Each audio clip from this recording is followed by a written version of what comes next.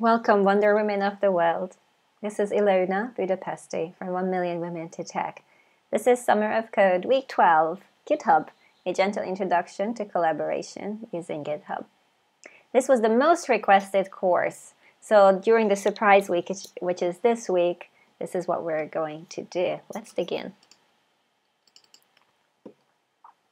Has this ever happened to you, trying to use Git but not so clear on how to learn?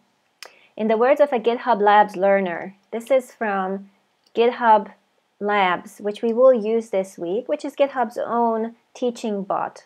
I've been trying to learn Git plus GitHub to start teaching at the school. It's a teacher. Without understanding the correct use and potential problems that we could face when using this technology, I'm not so confident to do it. Yet, I have finished a Udacity course, a course with a campus expert. And again, the problem is the nature of the examples. At some point, they lose attention to the learning curve and start using complex examples that doesn't make sense at all. Thus, the problem is not about using GitHub, but to figure out where an error or a diff is present when collaborating with someone. Okay, so I thought that this week we will do something a little bit strange or different. And I'm going to set up a completely new account from what I normally have. So normally you know that I am logged in as myself, which my GitHub is first name, last name, Ilona Budapesti. And by the way, if you're going to work in professional environment, I recommend that your username be similar to your personal name.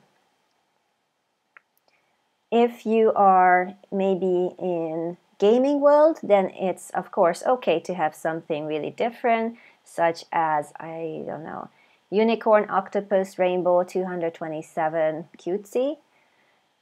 However, if you think that your clients or your work may be more corporate facing, then I highly recommend that it is somehow human readable and it includes your first and your last name. Do not include your date of birth.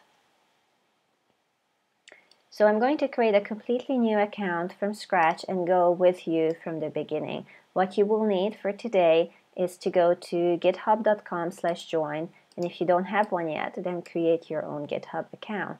You may also wish to create a new one if you decide that your username is not professional enough. It depends a little bit on how much you already have in your account. So if you have lots of repositories already, then maybe you want to stay with it.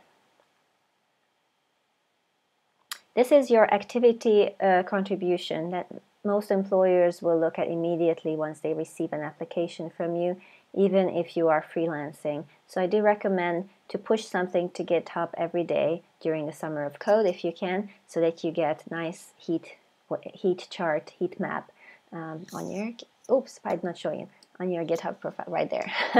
During the Summer of Code, if you try to push something every day, then you will see a heat map. And this is sort of a first filter that many employers will do when they look at someone's application.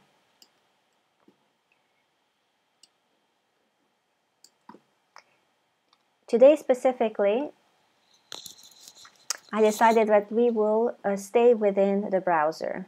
So we won't actually work locally. If you look at the workflow of Git, we will have a central repo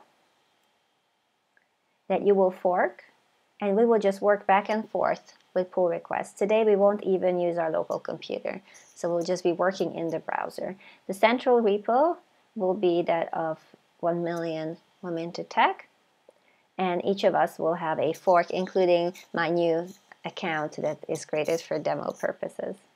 Okay. Starting tomorrow, we will also include a copy of the repository in our local machines, so that that we can work offline, and so that you learn what it is like to run code locally. So today we will be using only Markdown files. And if you want to prepare, the two things you can do for today is, first of all, to go to github.com/join, and if you wish, you can quickly read up on GitHub flavored Markdown. That's what we'll be using today. It's what Labor in Markdown. This is what the class notes have been in for the last 12 weeks as well.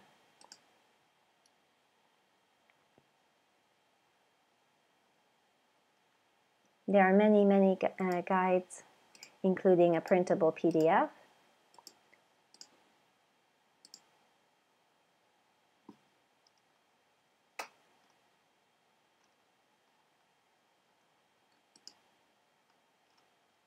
Here's the printable PDF.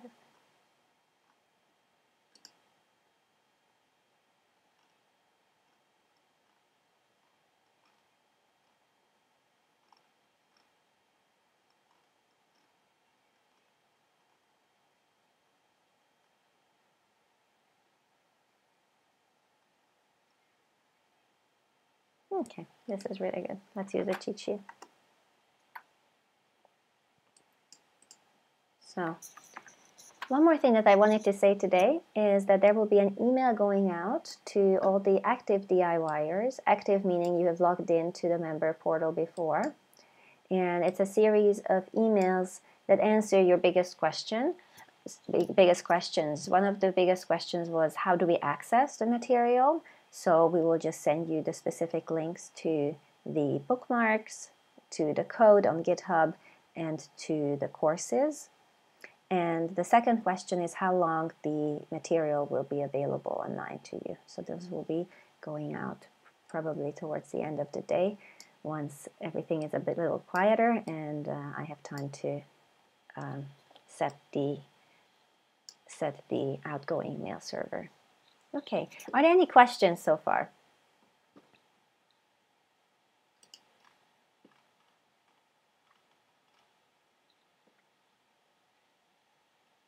Francis, good morning. When we do projects, should we create a repo for each one? That's a good question. It depends on how you define project. The short answer is yes, you should. It's a good idea. If you want to separate it either because of the content, or you want to separate who has access to it, which parts of it, then you should separate it per repo. Kamile, I don't see this week links on Kartra. I suppose the links are in email. Oh, Kamile, that's a good point.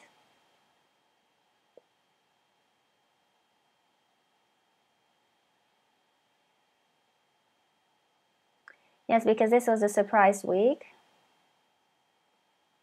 No, they are not in an email. I thought they were pushed up to Kartra.